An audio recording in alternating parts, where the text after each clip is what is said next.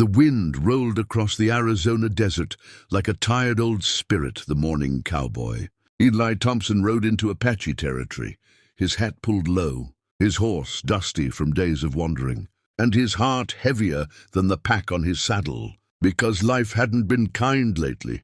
Work was scarce, cattle were dying from drought, and every mile felt like a reminder of the father he had lost out here years ago, somewhere between the canyons and the red cliffs that carved the land like giants.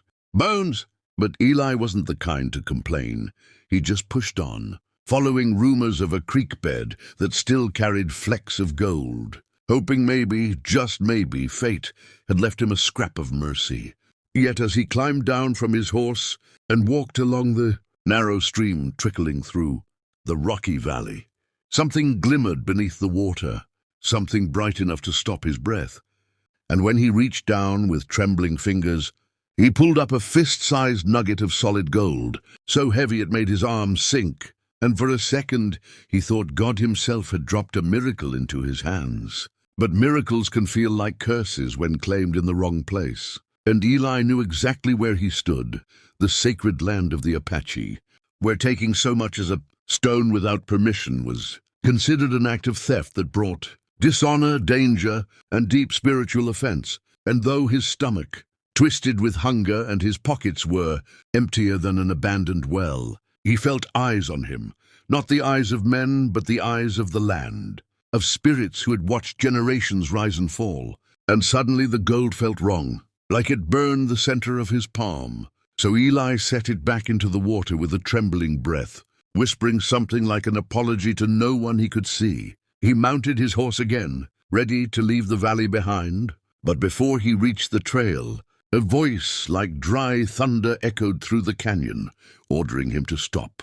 And out stepped Chief Nantan and 3 Apache warriors, bowstrings pulled tight, their eyes sharp as flint. And Eli's pulse hammered so hard he thought he'd fall from his saddle, because he'd heard the stories. Trespassers didn't usually walk away from this land. Yet when Nantan asked him what he was doing, Eli answered with the truth, his voice steady despite the tremble in his hands, telling the chief he had found the gold but left it where it belonged, because it wasn't his to take, and if he kept it, it would bring him more misfortune than fortune. For some things weren't meant to be stolen. The warriors exchanged looks, confused but intrigued, because they'd seen plenty of white men, prospectors, ranchers, and drifters who would have taken that gold and run. But not this man, with his soft-spoken honesty and humility. And Nantan stepped closer, studying Eli's face as if reading every memory, every regret carved into his rugged features. And finally the chief nodded once, lowering his bow and saying that the gold belonged to the Earth Mother, and Eli had shown wisdom in returning it. For a man's character isn't measured by what he claims, but what he can walk away from. And just like that, they allowed him to leave unharmed. But what Eli didn't know, what no one could have known that day, was that the Apache never forgot acts of honor, especially from outsiders. And somewhere in the deep folds of their stories, they recorded the name of the cowboy who chose respect over fortune, the man who walked away from enough gold to change a life. Eli returned to town, his pockets still empty, his prospects still bleak. And over the next 13 years, he lived as best he could, working ranches, mending fences, driving cattle from sunup to sundown, saving every penny yet never climbing far from the bottom.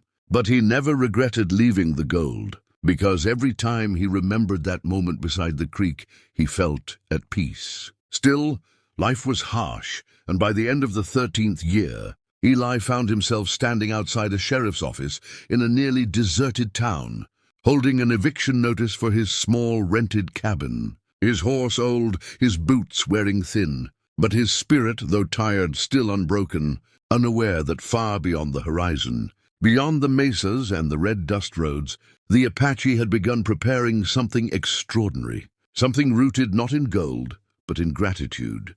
For Chief Nantan was nearing the end of his life, and his final wish was to repay the cowboy who once honored a sacred promise without being asked, a debt they had carried through 13 winters, waiting for the moment fate would guide them to give back what Eli never even knew he deserved, setting in motion a journey that would change not just the cowboy's life, but the entire future of two worlds destined to cross again. 13 winters after Eli walked away from the gold, he stood outside his rundown cabin, ready to leave town with nothing but his worn saddle and an aging horse, when a distant rumbling rose from the horizon, drums, hooves, and the steady beat of tradition.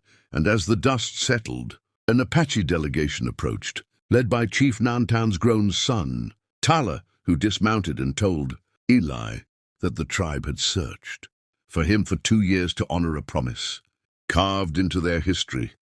For their late chief's final wish was to repay the cowboy who respected their land when no one else would.